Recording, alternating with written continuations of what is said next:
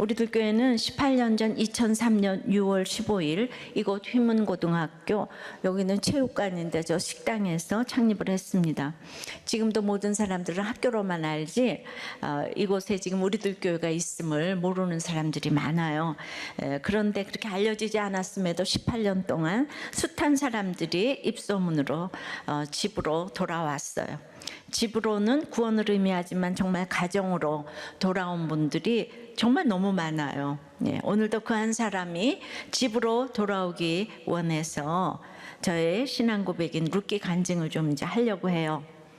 성도들은 이 얘기를 30년을 듣는 사람도 있고 18년을 듣는 사람도 있지만 오늘 그 한 사람, 처음 듣는 사람들이 있기 때문에 그 구원을 위해서 인터넷으로 듣는 모든 성도님들도 다 같이 이렇게 처음 듣는 것처럼 이렇게 들어주십니다. 한 영혼이 천하보다도 귀하기 때문입니다. 그래서 집으로 돌아오려면 첫째로 이제 1차 흉년이 있습니다. 1절에요. 사사들이 치리하던 때에 그 땅에 흉년이 드니라.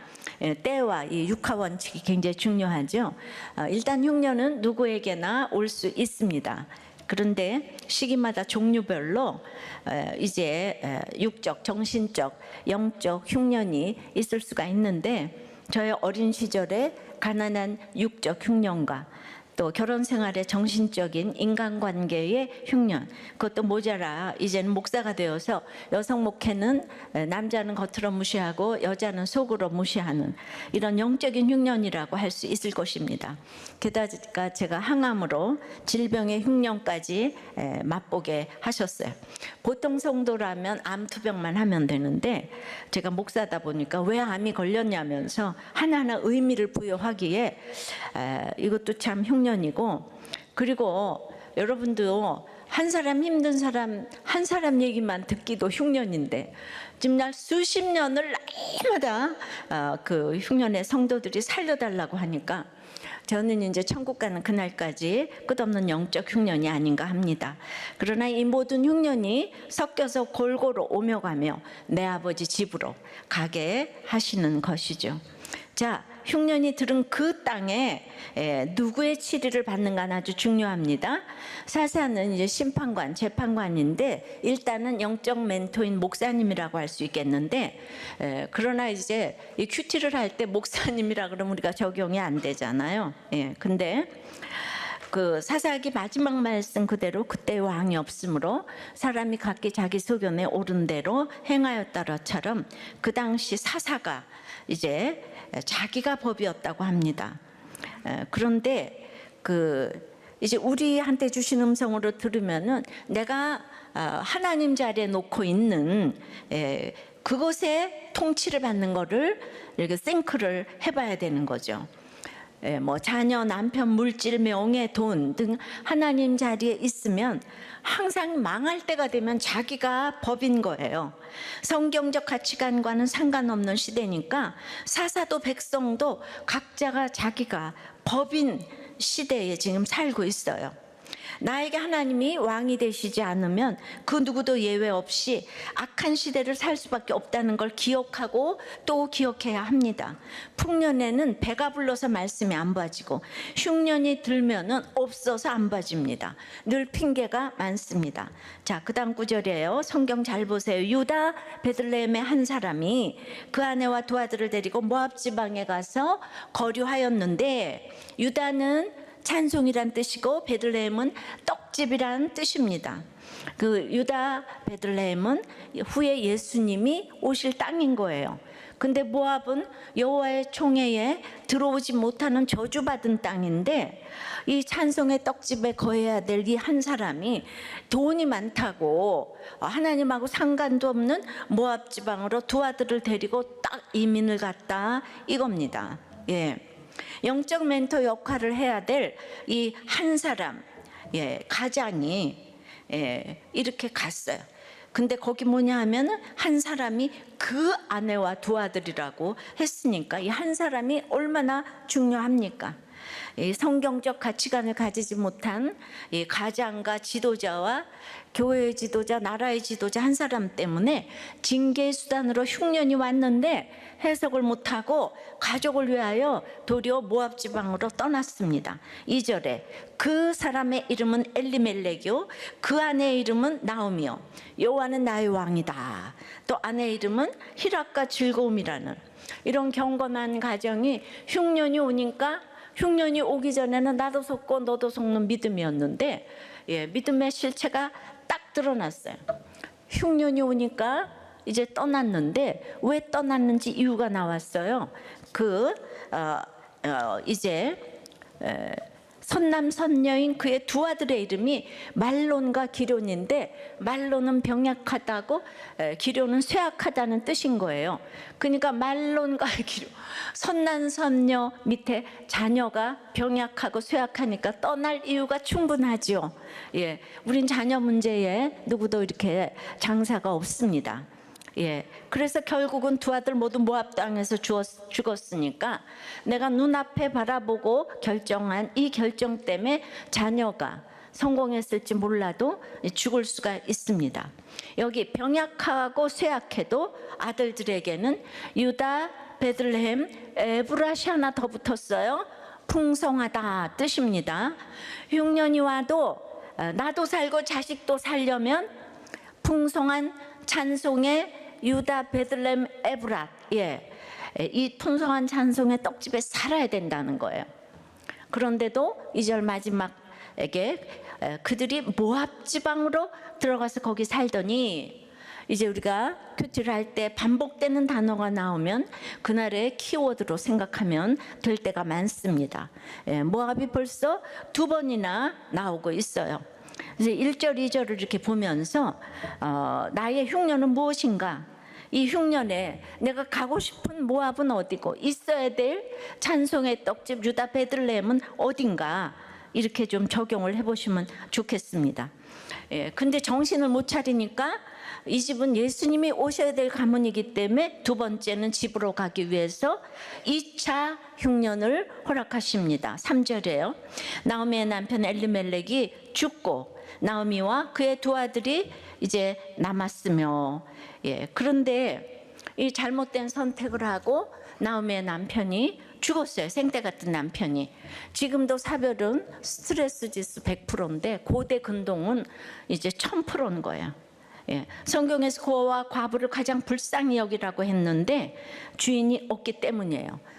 제가 과부가 돼 보니까 제 남편도 대단하고 그랬는데도 제가 그야말로 그냥 남편이 가면서 예수를 믿는다고 하니까 아무 때나 새벽이고 밤이고 전화를 저한테 이제 하더라고요.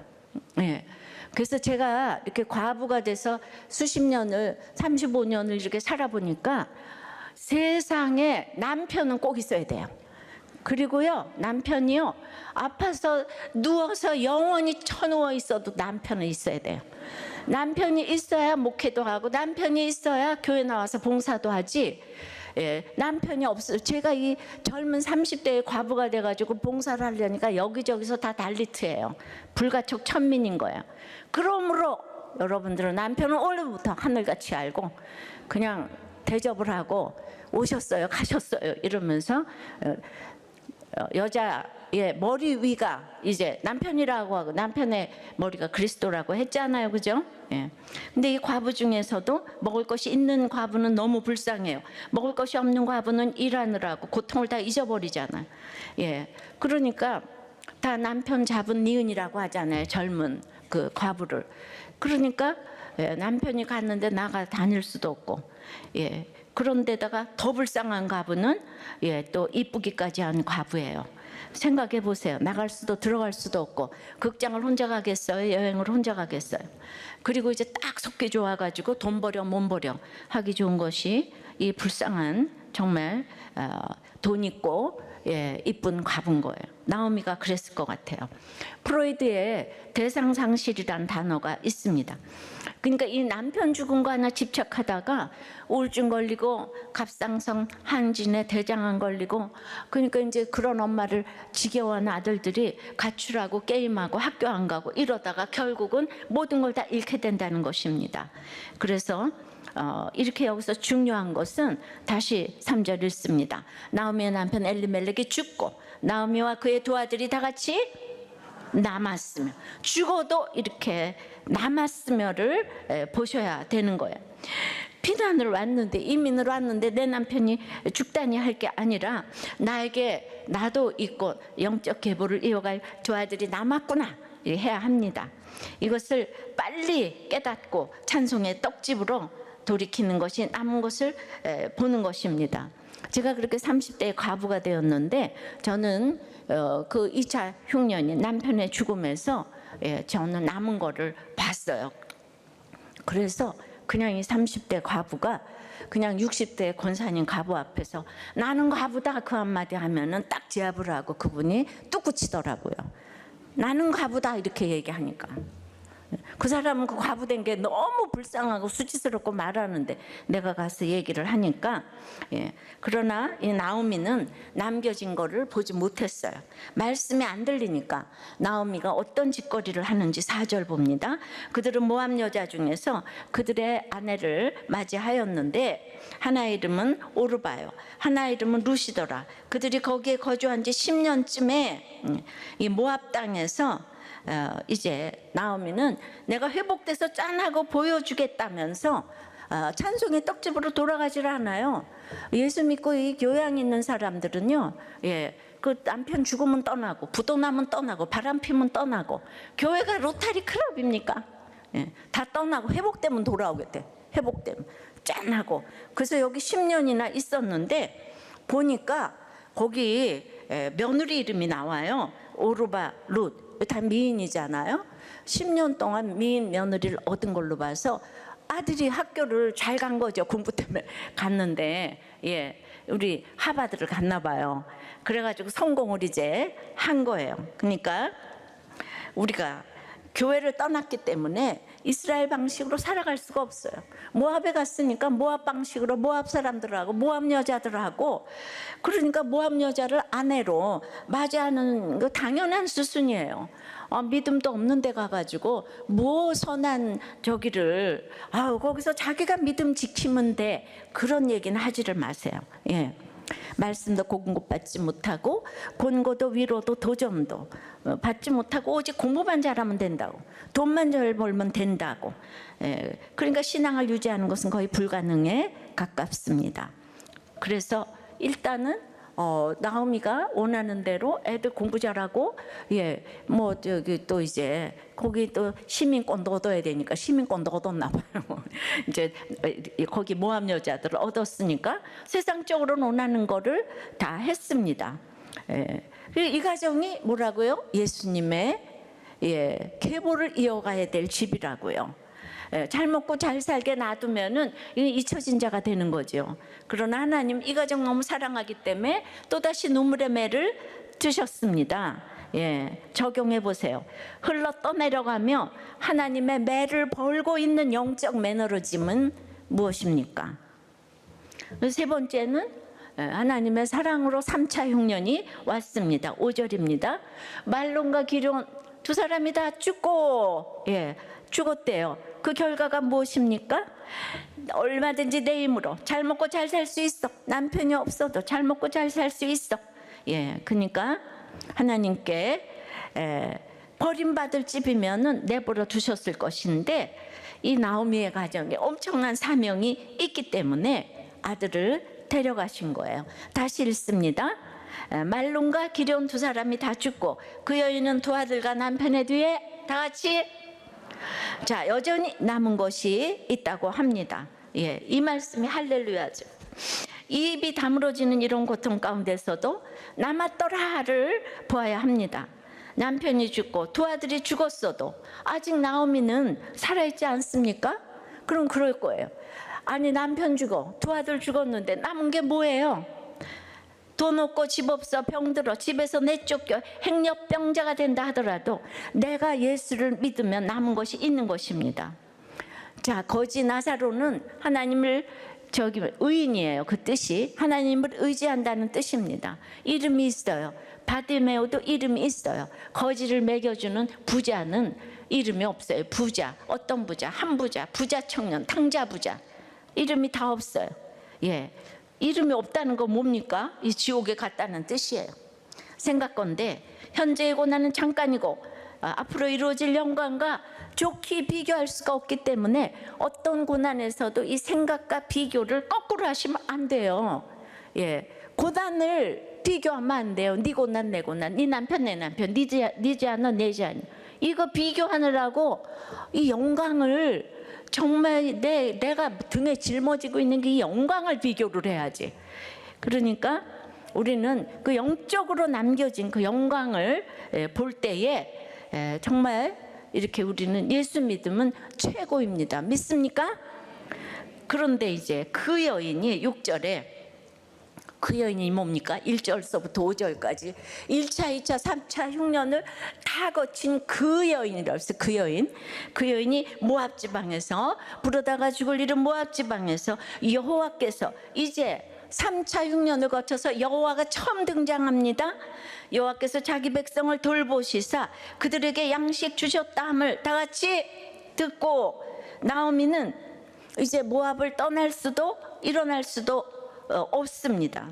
이제 그런데 이 일어날 힘 전혀 없는 나오미를 우리 주님이 방문하셨습니다. 시간과 공간을 초월하시는 주님이 방문하셨어요.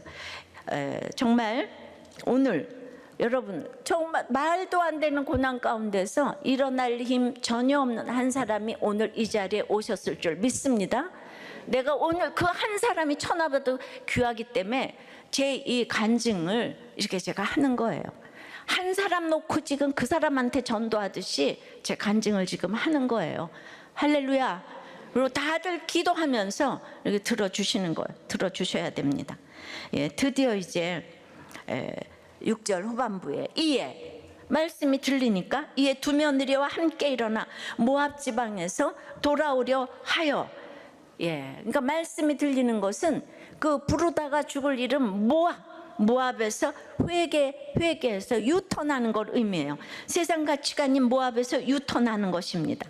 모든 집착과 중독에서 깨닫는 게 아니고 실천을 해서 유턴하는 것이에요. 처음으로 그리고 이제 말씀이 회개해서 유턴하는 것은 처음으로 공동체를 생각하면서 불쌍한 이방 여인 두 며느리와 함께 일어나는 것이에요. 뭐라고요? 말씀이 들리는 것은 회개를 의미하고 그 세상 가치가 모압에서 유턴하는 것을 의미하고 그것은 불쌍한 공동체와 함께 일어나는 것입니다. 나오미는 원가부 때도 말씀이 안 들리고 쌍가부 때도 안 들리더니 이제 쓰리가부가 되니까 말씀이 들리기 시작했습니다. 사람에게는 이렇게 한계적인 고난이 있어요. 나오미가 인내가 9단이기 때문에 교양으로 치장하니까 정말 말씀이 3차 고난이 올 때까지 안 들려요. 정말 저 닮았어요. 예. 드디어 3차 흉년에서 나오미에게 남은 것이 보이고 말씀이 들리기 시작합니다. 적용해 보세요. 여러분에게 드디어 말씀이 들리게 한 3차 흉년은 무엇입니까? 이제 제 이야기를 좀 합니다. 저는 오늘 말씀처럼 선남선녀로 장로님 가정에서 장로님 가정으로 이제 결혼을 했어요. 4대째 모태신앙이고 교회에서 10년 반주를 했습니다. 완전 나옴입니다. 그래서 어려서 이북에서 이제 내려와서 피난지에서 이제 있다가 이제 부자 동네 장충동에 둥지를 틀었는데 우리 엄마는 아들을 못난 것이 인생의 가장 큰 슬픔이라서 저를 낳은 게 인생의 가장 큰 슬픔이에요. 그래서 저는 태생부터 완전히 슬픔이었어요. 흉년이었습니다. 피투성이라도 살라 해서 제가 살았어요. 엄마는 교회에 그래서 거기에서 모압에서 유턴해서 서울에 부자 동네로 오긴 왔는데 그때부터 이제 교회 변소 청소만 하시고 그때는 6.25 전쟁 이후에 완전히 재래식 화장실을 해서 그 변소 청소를 하니까 똥내가 배인 몸빼바지 늘 입으시고 그리고 이제 그렇게 온 교회를 먹였다는 엄마가 직분 없이 새벽기도 열심히 다니면서 교회에 예수에 완전히 미치셨어요. 최고 학벌 나온 엄마는 교회양 있는 봉사는 안 하시고 남의 집 빨래에 똥내 나는 화장실 청소에 일주일 내내 교회 사시고 집에서는 성경 보시고 날마다 눈물로 기도하시고 뭐 떡해놓고 예배만 드리고 그런 거밖에 본 일이 없어요. 저는 이제 중학교부터 입시지옥이 치열했는데 그러니까 그 동네는 다 유치원도 보내요. 근데 저는 유치원도 안 보내요. 시골에 살았던 것도 아닌데 책가방도 딸딸딸딸, 무슨 옷도 딸딸딸딸, 위에서부터 딸딸딸딸. 그래서 모두 헌 거, 그냥 다 헐어 빠진 거, 그런 거를 부자 동네에서 날마다 쓰다 버린 걸 입고 쓰고 입었어요. 그러나 머리털 나고 공부 잘해서 시집 잘 가라, 이런 얘기 들어본 적 없고, 공부를 잘해도 못해도 상관이 없으시고 도장도 다 제가 찍어갖고 입학식 졸업식도 오신 적이 거의 없어요. 이제 그러다가 우리 집이 이제 중고등학교 때 쫄딱쫄딱 망했습니다. 제가 이제 고난을 골고루 겪어봤는데, 부도도 겪어봤고 출생도 힘들었고 공부도 너무 힘들었는데, 이제 유배 가는 것처럼 한많은 미아리 고개를 넘어서 위동 꼴짜기로 갔어요. 그 모든 집게도 다 팔아가지고 아무것도 없었고, 그 다음에 대학교 입학시험 봐야 하는데 사립대학교는 붙여줘도 비싸서 못 가는 거예요. 내가 혼자서 고학을 해야 되니까. 그러면 뭐 서울대학교가 누구 이름입니까? 근데 엄마가 돈 벌어라, 공부해라, 이런 얘기 하나도 안 하시는데 그냥 저는 열심히 살고 공부하고 또 엄마한테 가져다 바치고 했어요. 서울대학교를 재수도 안 하고 들어갔는데 피아노과에 전화가 없는 사람이 저 하나더라고요.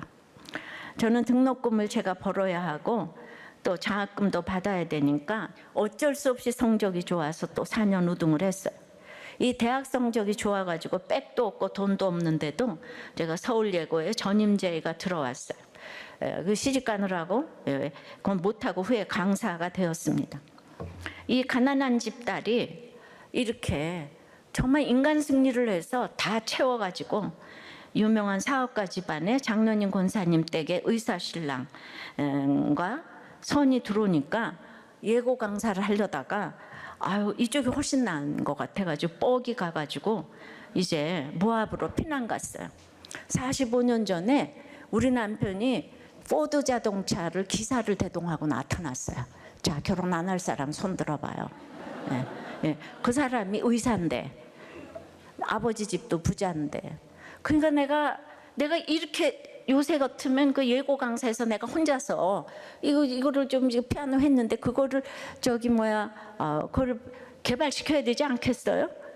그런데 너무 고생을 하다 보니까 고생 끝 행복 시작인 줄 알고, 자, 학창 시절도 전무후무한 고난이었는데, 와, 이 시집살이는 듣도 보도 못한 아마겟돈의 혹독한 전쟁이 기다리고 있었습니다.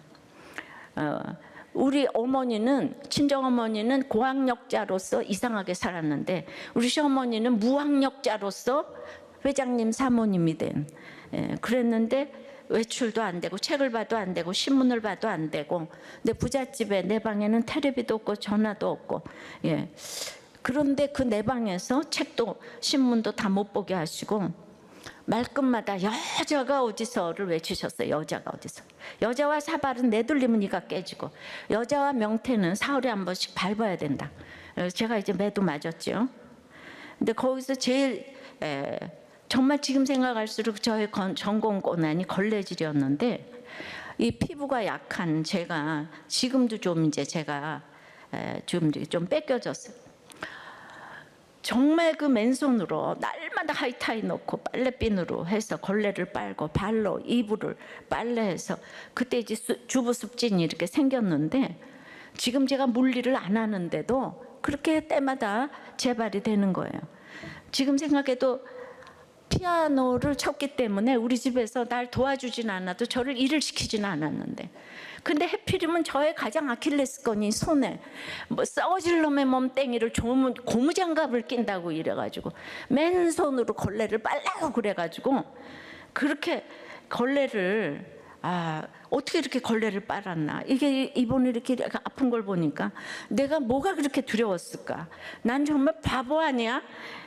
막 이게 너무 끔찍한 것 같아요. 그때 그 걸레를 그냥 그렇게 이제 몇 년을 그렇게 이제 5년 이상을 빨았고, 예. 남편은 1년에 한 번 독주회를 열어주고 내 눈에 눈물이 안 나게 해준다고 했는데 내가 왜 약속을 안 지키냐 그랬더니 그걸 믿었냐 그러더라고요. 어쩌다가 제가 또 친정에 공중전화를 하면 친정아버지는 장로님이 이럽니다. 앉으려면 앉고 서려면 서고 말이야. 응?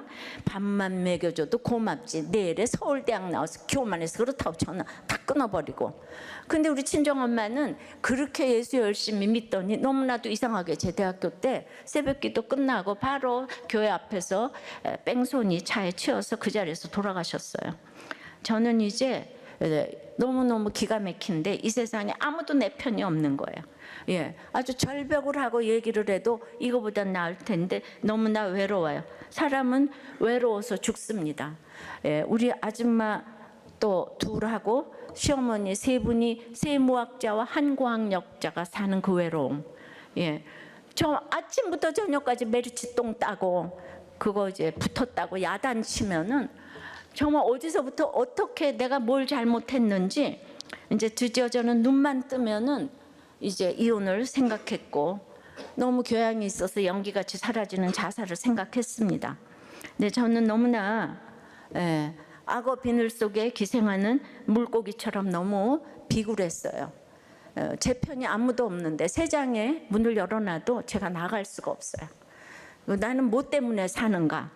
그리고 죽지도 않고 이혼도 하지 못하는 그것이 제가 자존심이 상했고 5년이 되었어요. 그러면서도 주일날은 한복 곱게 차려입고 장로석에 가 있으면 재정장로 수석장로 집인 우리 집은 모두가 부러워했습니다. 지금 이런 사람이 없겠습니까? 오늘 룻기 본문처럼 이런 알림 전혀 없는 저를, 예, 정말 위장통, 두통, 변두통 맨날 그냥 왜 사는지 모르는 저를 그래도 하나님이 방문해 주셨습니다. 오늘 여호와께서 정말 자기 백성을 돌보시서 방문해 주셨어요. 양재야 네가 어디 있느냐. 저는 이제 죄라고는 없다고 생각했던 제가 뭐가 있어요. 진짜 어려서부터 공부하고 피아노 치고 돈 벌어서 나 저기 고학하고 집에다 생활비 내놓고 그런데 내가 왜 이런 시댁에서 날마다 이렇게 지금 걸레질을 하고 그것도 야단 맞고 매까지 맞아가면서 가난한 집 딸이라고 인격적인 모독까지 받고 영육간에 이렇게 진짜 학대를 당하면서 그런데 우리 집은 재정장로 수석장로님 댁에 누구한테 말을 할 수가 없는 거예요. 제가 한계 상황의 고난으로 낮아지니까 드디어 이제 제재가 보였어요. 어떻게 보였겠어요? 저희 친정어머니 생각이 처음으로 났습니다. 어렸을 때부터 엄마는 생각도 하기 싫었어요. 놀러 간 적도 없고 등록금을 해준 적도 없고 누구는 6.25 전쟁 때 이렇게 힘들었다고 그랬는데 우리는 이남 내려와서 아버지가 돈 많이 잘 벌었잖아요. 그럼에도 불구하고 우리 엄마가 이렇게 나를 아무것도 안 도와준 거예요. 전혀 도움이 안 되었던 엄마죠. 근데 그 똑똑한 엄마가 뭘 했냐면 날마다 교회 가가지고 목사님 설교를 다 노트로 해가지고 주일 설교, 수요일 설교, 뭐 금요 철야에 그냥 새벽 기도에 부흥회 이거 그냥 수십 권을 이렇게 쌓아놨어요. 근데 망해서 좁은 집으로 이사를 갔는데 나중에 이게 무슨 소용이 되겠는가 해서 그냥 아무 가책도 없이 다 쓰레기통에 박아버렸어요. 집이 좁으니까. 우리 언니들도 다 착하고 공부 잘하고 성가대 봉사도 하는데 이거를 다 버려버렸어요. 까맣게 잊어버렸습니다. 그런데 제가 그렇게 힘들어지니까 그 우리 엄마가 그 설교 노트 쓴 거 기억이 나는데 그게 거기 무슨 게 써 있을까? 왜 교회를 못 나가니까 그 노트를 보고 싶은 생각이 처음으로 이렇게 들었습니다. 이게 공부를 잘하고 교회를 가면 뭐 하겠습니까?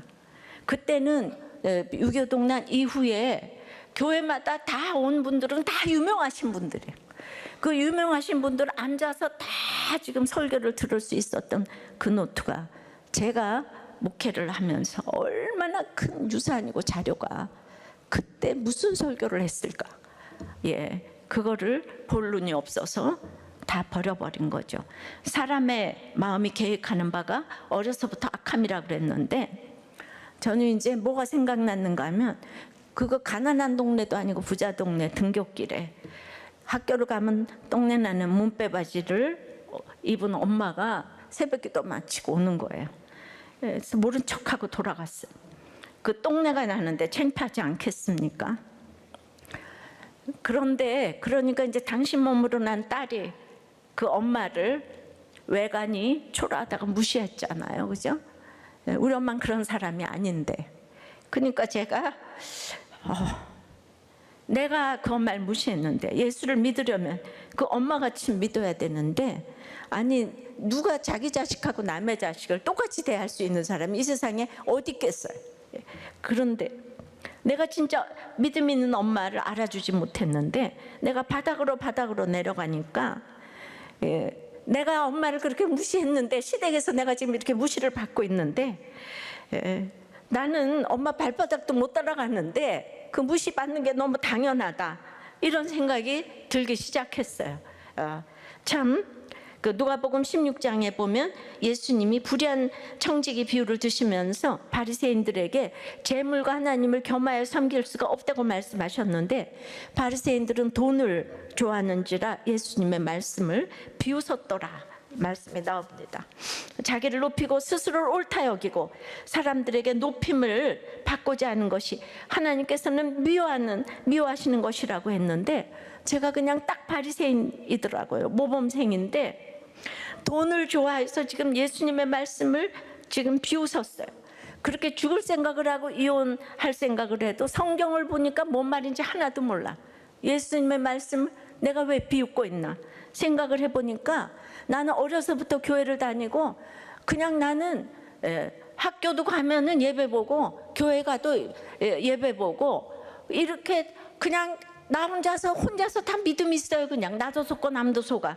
그런데 그 사명 때문에 공부하고 사명 때문에 피아노 치고 사명 때문에 결혼한 줄 알았더니 야망 때문에 피아노 치고 공부하고 결혼했구나. 더 쉬운 말로 하면은 돈 좋아서 했구나. 이것이 이제 너무나 깨달아졌어요. 그러면서 나는 착하고 믿음 좋고 공부 잘하고 맨날 외우면서 스스로를 옳게 여기고 사람들에게 높임을 받고자 하는 것이 바로 제 우상이에요. 제가 얼마나 사람들에게 인정을 받았으면 이 가난한 집 딸을 피아노를 다 그냥 가르쳐 주셨겠어요. 이렇게 백도 하나도 없고 유학도 안 갔다 온 저를 어떻게 서울예고 강사로 뽑아주실 수가 있겠어요. 인간관계도 너무 잘했고 여기저기서 다 인정해주고 착하다고. 그런데 이렇게 칭찬받았던 것들이 그냥 시집을 가보니까 모든 것에 민낯이 다 드러나고 모든 것을 동원해도 아무것도 안 통했어요.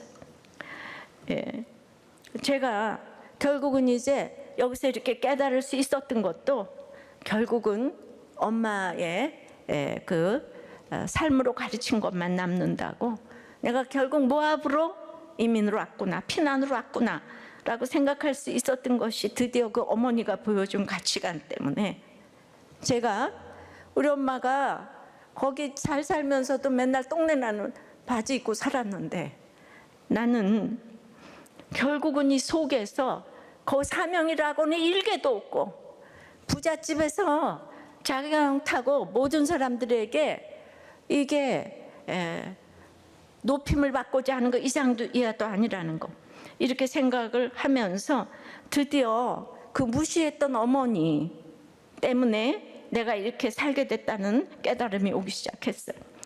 내가 이 38따라지가 무슨 실력이 있어서 피아노로 서울대학을 가겠어요. 우리 엄마가 피아노는 하나도 안 봐주는데 거길 들어간 것도 전적으로 엄마의 이름도 빛도 없는 삶 때문이었고, 아주 제가 그냥 엄마 얘기만 하면 제가 눈물을 흘리지 않는 적이 진짜 단 한 번도 없는 것 같아요.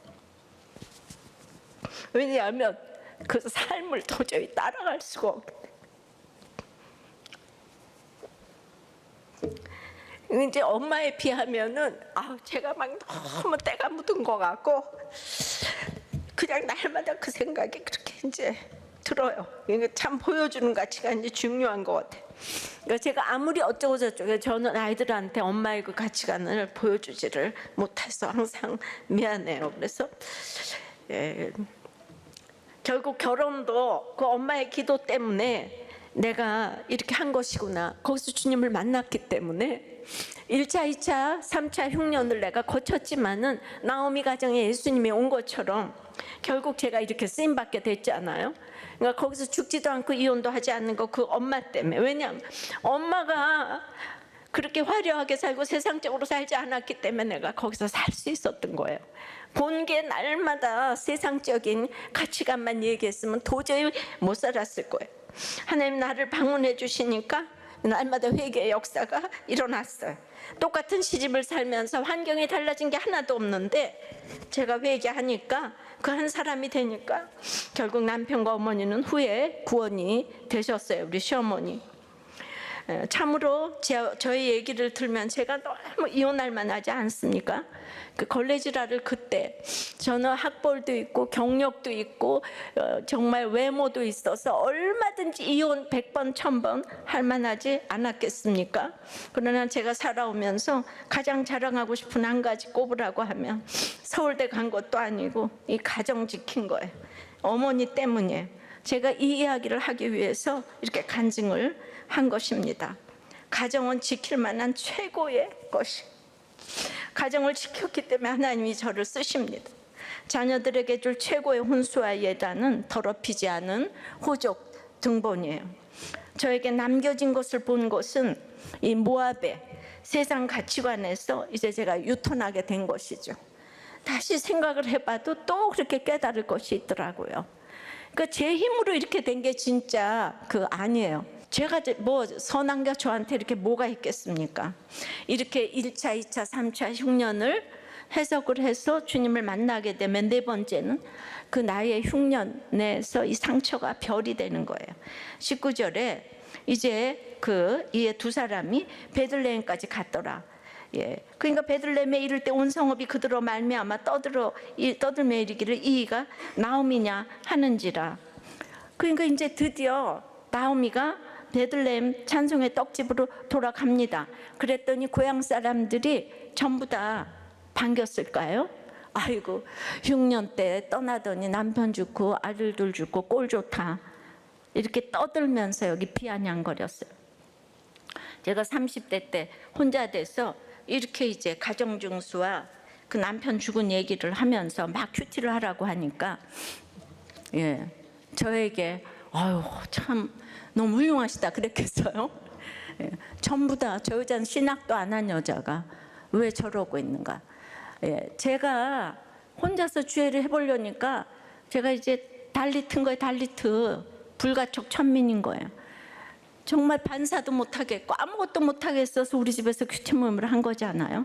근데 나오미가 이렇게 떠들면서 조롱을 하니까 맞다 그랬어요. 20절 21절에 나오미가 맞다고 나를 나오미라 부르지 말고 말하라 부르라. 기쁘리자 희순이가 아니고 쓸고자 고순이라고 부르라고. 나를 전능자가 심히 괴롭게 했다고. 하나님이 나를 징벌 하셨다고. 내가 풍족하게 나갔다 비어 돌아왔다고. 이 룻게 주제가 텅빔입니다. 그러니까 이 말은 아이고 무슨 과부 주제 무슨 주애를 하겠다고 그러면 맞다고 내가 여호와께 징벌을 받았다고. 내가 1차 2차 3차 흉년에 정신을 못 차렸다. 내 삶의 결론이라고 이렇게 얘기를 하는 거예요.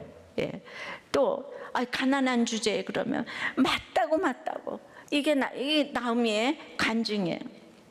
그런데 이 집으로 돌아오면서 생색내고 투덜대면 안 되는 거예요. 내가 주애를 하면 모든 사람이 박수를 쳐야 합니까? 아닌 거예요. 이거를 또 이 상처가 별이 되려면 이걸 예비를 해야 되는 거예요. 그러니까 22절에 나오미가 모압 지방에서 부르다가 죽을 잃은 거 모압 지방에서 그의 며느리 모압 여인 룻과 함께 그날에 이 키워드 모압 룻과 함께 돌아왔는데 그들이 보리 추수 시작할 때에 베들레헴에 이르렀더라. 나오미는 예수님의 조상이 될 룻을 전도해서 이 룻, 이 가난한 불쌍한 과부인 이방인 여자, 이 사람 하나 전도해서 데리고 온 게, 그게 우리가 보면 뭐라고, 그러나 이거는 대단한 전도를 해서 데려온 거예요. 유대 사람들이 가장 무시했던 것이 이방인이고 여자인데, 그 무시했던 사람을 하나 데리고 오는 거예요. 제가 평생에 교회 다니고 그 주님을 이제 결혼한 지 5년 만에 만났는데, 그러고 나니까 내 옆에 힘든 사람들이 보이더라고요. 난 맨날 학벌 뭐 이거 살았는데, 내 옆에 힘든 사람은 남편하고 이혼 직전에 초등학교밖에 안 나온 그 미장원 엄마, 그 대단한 강남 한복판에서 그 엄마한테 눈이 가서 그 엄마를 전도를 하니까 그냥 그 엄마가 이 큐티를 하는데 맨 처음에 기초석을 깔아줬어요. 다른 사람 교양이 있어서 내 사역에 아무도 얘기 안 해. 큐티를 해야 된다고, 이혼하지 말라고. 예, 그러니까 사람을 차별하시면 안 되는 거예요. 그런데 여기서 오늘 룻을 데려왔다 그랬잖아요. 이 룻이 너무 중요해서 오늘 룻 얘기를 좀 하려고 그래. 이 룻이 어떤 사람인가 하면은 16절 17절 보면, 어머니의 백성이 그냥 나의 백성이고 어머니 하나님이 나의 하나님이 되는, 이런 정말 그 신앙적 결단을 한 사람인 거예요. 예, 신앙이라는 것은, 그리고 이제 어머니께서 죽으시는 곳에서 나도 죽어 거기 장사될 것이라. 만일 내가 죽는 일 외에 어머니와 떠나면 여호와께서 내게 벌을 내리시고 더 내리시기를 원하나이다. 예, 그러니까 이 신앙이라는 것은 어머니의 백성, 어머니의 지체가 나의 백성, 나의 지체가 되는 거죠. 어머니는 좋은데 어머니 옆에 있는 지체들은 싫어. 큐티는 좋은데 큐티하는 사람은 싫어. 우리들 교회는 좋은데 우리들 교인들은 싫어. 이거는 이제 아니라는 거죠. 예, 그러니까 이거는 룻이 이 어머니를 떠나지 않게, 죽는 일 외에 어머니를 떠나지 않겠다는 대단한 의지를 표현했는데, 나오미를 따른다는 것은 재혼도 포기하고 자식 낳는 것도 포기하고 여성으로서의 삶을 이제 포기한다는 것이에요. 근데 다른 며느리 오르바는 굉장히 그 어머니한테 울고 입을 맞추면서 교양 있게 헤어졌지만은, 교양이 우리를 구원으로 이끄는 것이 아니기 때문에 구원받지 못하는, 아름답지만 구원받지 못하는 모델로 자리매김을 했습니다. 어머니 하나님이 내 하나님이고 내가 어머니 정말 랄랄랄라, 예, 그 어머니와 떠나면 내가 벌을 내리시고 악을 쓰고 또 쓰면서라도 하나님을 붙여쳐야 하는 것입니다. 선택은 순간이지만 결과는 이렇게 영원합니다. 18절에 나오미가 룻의 자기와 함께 가기로 굳게 결심함을 보고 그에게 말하기를 그치니라. 우선적으로 우리는 하나님 때문에 굳게 결심할 수 있지만, 나오미와 룻 사이에 사랑과 신뢰가 없다면 함께 갈 수가 없는 거죠. 하나 되게 하시는 그 힘이 있어서, 그러니까 나오미가 회개를 하니까 이런 룻을 이제 붙여주는 거죠. 환경이 힘들어지고 사람도 싫어지고 침체되다가도 내게 기쁨이 되는 이 룻과의 만남이 있다면 큰 힘이 되는 거예요. 이 세상에서 함께 가는 영적 동반자 사이에는 어느 한쪽이 주기만 하고 받기만 하는 일방적인 관계는 없습니다. 인간은 하나님이 아니기 때문이에요. 제가 감히 환난당하고 온통하고 빚진 자들을 교회로 초청할 수 있는 이유는 그런 확신이 있기 때문입니다. 룻이 일당 100이 아니라 이 형편없는 룻이 일당 온 인류를 하게 되었습니다. 오늘 한 사람이 너무 중요합니다. 저 한 사람을 볼 때 이 한 사람이 얼마나 중요한지 몰라요. 제가 그래서 이 목장 공동체를 너무 중요하게 여깁니다. 근데 우리들 교회를 18년 동안 놀라운 힐링 공동체가 되게 해주셨어요. 생각해보면 처음부터 룻이 곳곳에 있었기 때문에, 그러니까 제가 이렇게 회개를 하니까 늘 룻을 붙여주셨어요. 제가 뭘 그러지 않아도 그냥 회개를 하니까. 네. 그래서 이제 그 생각을 해보니까 교회를 시작하면서 참 공고한 시간을 보냈죠. 개척위원도 없고 개척 자금도 없는데, 그러니까 이제 우리 집에서 예배를 드렸잖아요.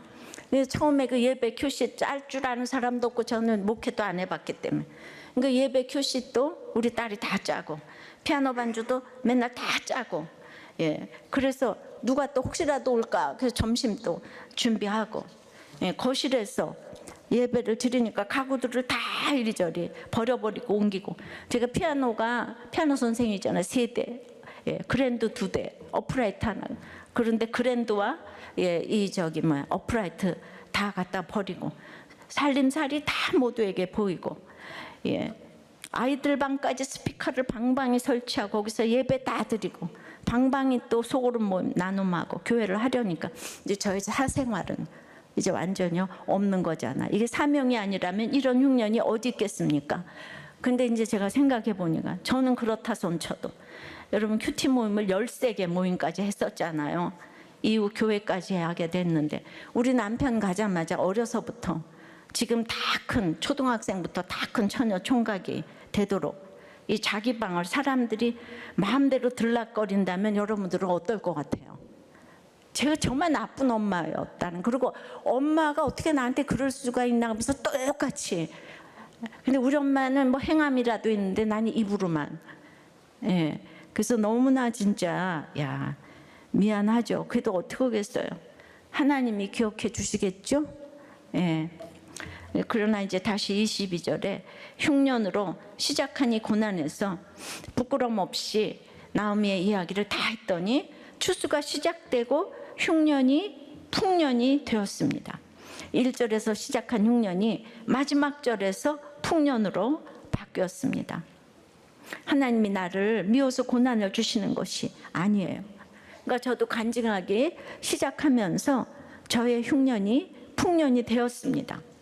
이 룻기 말씀 이렇게 한 절 한 절 읽고 적용 달아놓은 이것이 내 인생 최고의 선택이라는 제목으로 룻기 책을 출간하게 된 것뿐만 아니라 이제 30권의 책이 두란노에서 나왔고, 이제는 QTM에서 책이 또 계속 나오고 있어요. 큐티로 설교하고 공동체의 고백이 포함되어 있으니까 여러분 모두가 주인공이 되어서 집으로 가는 구원열차를 탔으니 이제 모두 흉년이 풍년이 될 줄 믿습니다. 이제 집으로 가는 길을 선택해야 합니다. 아까 그 14절에 나오미에게 자부가 둘이지만은 오르바는 울며 입 맞추며 돌아갔지만은 이제 우리는 룻처럼 하나님을 붙쫓아야 합니다. 집으로의 여정을 선택해야 합니다. 이 새로 오신 새가족 여러분들도 똑같이 이 구원의 열차에 올라타셔서 흉년이 풍년 되시기를 축원합니다. 아버지 하나님, 그렇게 4대째 모태신앙의 교회에서 10년을 반주를 하고 모두가 축복받아서 학교도 잘 가고 시집도 잘 간다고 하는 것이 다인 줄 알았습니다. 그러다가 제가 지옥 갈 뻔했습니다. 주님, 알 수 없는 정말 그 무시와 폭언과 또 폭력, 인격적인 모독과 그것을 저는 당연히 당해야 했습니다. 참으로 양파같이 까도 나오는 저의 이런 하나님 앞에 온전치 못함을 보게 될 때마다 아무 말 하지 않고 삶으로, 그런 삶을 다시 태어나도 그렇게 살 수가 없을 그 어머니의 삶을 보아서 참으로 제가 주님을 만났지만 저는 그 전에 이겨서 정말 아무런 가책도 없이 장로님 권사님 댁에 저는 고생 끝 행복 시작인 줄 알고 그렇게 결혼을 했지만 모압으로 불신 결혼했다고 고백하고 싶습니다. 그러나 저의 모든 신앙생활과 부모님의 기도로 우리 모두가 이렇게 그것도 하나님께서 책임지셔서 이렇게 오늘날 제가 이 자리에 서 있습니다. 이 자리 오게까지 3차 흉년 가지고는 어림도 없고 끝없는 흉년이 왔고 앞으로도 계속 있어도 저는 천국에 가고 싶습니다. 인생이 참 짧기 때문에 별 인생이 없는데 참으로 오늘 여러분들에게 그 하나님께서 저를 이렇게 쓰시기 위해서 얼마나 혹독한 용광로에 집어넣으셨는지 몰라요. 그래서 저는 남은 것을 보았어요. 여러분들은 지금 어떤 흉년 가운데 있습니까? 참으로 부부의 흉년입니까? 자녀 때문에 가슴이 미어집니까? 물질, 건강 흉년입니까? 이 흉년에서 남은 것을 볼 수 있기를 기도합니다. 자녀의 남은 걸 보게 해주시고, 남편과 아내와 부모의 남은 것을 보게 해주시고, 오늘 말론과 기룡과 또 엘리멜렉이 다 죽었는데 우리 식구들은 아직 살아있잖아요. 그것만 해도 너무너무 감사한 거, 그 남겨진 것을 볼 수 있도록 도와주시옵소서.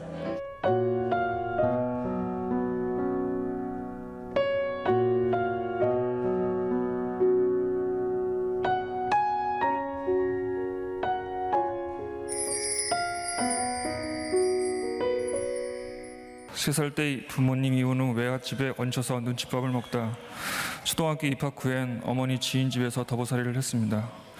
그 집 형에게 괴롭힘과 성추행을 당했지만 가끔 찾아오시는 어머니마저 저를 버리면 고아가 될까봐 차마 말씀드리지 못했습니다. 내 엄마가 너를 안 버리는 것만으로도 고마워해야 한다 라고 하는 주위 사람들의 말을 듣는 것도 죽기보다 싫었습니다. 그 후 지방에서 요정을 운영하시던 어머니와 대궐 같은 집에서 100명이 넘는 예쁜 누나들과 살면서 술과 유흥에 눈을 떴습니다. 대학 입학 후 남자라면 여러 여자를 만나야 한다는 어리석은 생각으로 음란한 생활을 했고, 여자친구가 임신했을 때는 내 앞길을 막을 것 같아 아무런 죄책감 없이 낙태를 시켰습니다. 대학을 졸업하고도 여전히 방탕하게 살고 있을 때 예수님을 영접하신 어머니께서 교회에 다닐 것을 권면하셨지만 사다 주신 성경책을 벽에 던지며 온몸으로 거부했습니다. 그러나 어머니의 끈질긴 기도로 결국 30대 후반에 교회에 출석하게 되었습니다. 직장 문제로 경기도로 이사 오면서 우리들 교회에 오게 되었습니다. 주일 예배만 참석했던 썬데이 크리스찬이었지만 기복이 아닌 팔복을, 긍정이 아닌 회개를 말씀하시는 담임 목사님 설교에 뭔지 모르는 마음속 울림으로 출석 첫날 등록했습니다. 여자는 여자 목장에, 아내는 여자 목장에, 저는 부부 목장에 자연스럽게 참석하면서 가족이 아닌 다른 분들이 만들어주시는 저녁밥을 먹은 첫 목장 예배는 사랑 그 자체였고 구원이 나에게도 임했구나 하는 생각이 들었습니다. 하지만 제가 흉년에서 하나님의 소생이라는 풍년을 깨닫게 된 것은 실직 사건이었습니다. 많은 목자님들이 쫓겨날 때까지 다니라고 권면하셨지만 저는 제 소견에 오른 대로 승진이 안 되는 회사에 사표를 낸 것 외에도 잦은 이직을 했고, 마지막에 옮긴 곳은 임원직에 연봉도 최고로 높았습니다만 몇 달 후 사업부진으로 권고사직을 하게 되면서 일순간 실업수당을 받는 처지가 되었습니다. 그리고 반복되는 취업 실패와 퇴직금을 다 탕진하는 흉년이 온 후에야 승진의 모압을 찾아 사표를 던진 교만을 보게 되었습니다. 그때쯤 취업 제의가 두 곳에서 동시에 들어왔습니다. 한 곳은 월급이 전에 받던 급여의 반밖에 안 되는 공기업 6개월 기간직이고, 또 한 곳은 전에 받던 월급과 같고 대우도 전과 비슷한 정규직이지만 지방으로 가는 조건이었습니다. 그 주 주일예배 말씀이 열왕기상 18장 30절에서 46절로 응답하시는 여호와 하나님이었는데, 담임 목사님 말씀 중에 예배가 회복되는 더 힘든 길을 택하는 적용을 해야 합니다 라는 말씀이 들렸습니다. 공동체에 물으니 지금 가장 하기 싫은 것을 하시라고 처방해 주셨습니다. 그래서 전과 동일한 대우를 받는 직장을 가는 것은 좋지만 공동체를 떠나 주말 부부로 지내다 보면 다시 예전의 음란한 생활로 돌아갈 것이라는 생각에 공기업 단기 기간직을 선택하게 되었습니다. 예전과 같은 팀장급 일이 아닌 단순 업무로 저보다 20살 어린 상사에게 지시받으며 윗질서의 순종을 다시 배웠지만 흉년으로 남겨진 것이 없는 형편에서도 베들레헴 찬송의 떡집을 선택하게 하신 하나님께 감사드립니다. 어린 시절 버림받을까 두려워 동성의 성추행을 거절하지 못하고 관심받고 싶은 마음은 음란으로 변해 낙태의 죄를 짓고 부모님 이혼의 상처로 지금도 아내의 손을 잡지 않으면 잠을 못 이루는 애정결핍 등 찌질하고 저주받은 인생 같으나 하나님의 소생이라는 이유 하나로 목자의 사명을 감당하고 있다는 것이 참으로 놀라운 성령의 전략이라는 생각이 듭니다. 마지막으로 예수 믿게 해주신 어머니 감사합니다. 마라와 같은 저를 위해 중보해 주신 여러 목자님들 그리고 목장 식구분들 감사합니다. 아프지만 내 죄를 보며 함께 울자고 사랑으로 인도해 주신 담임 목사님 감사합니다. 그리고 내 삶의 항해의 끝이 예수님이 되도록 상처가 별이 되게 하시고 영원한 집으로 돌아오게 하신 하나님 사랑합니다.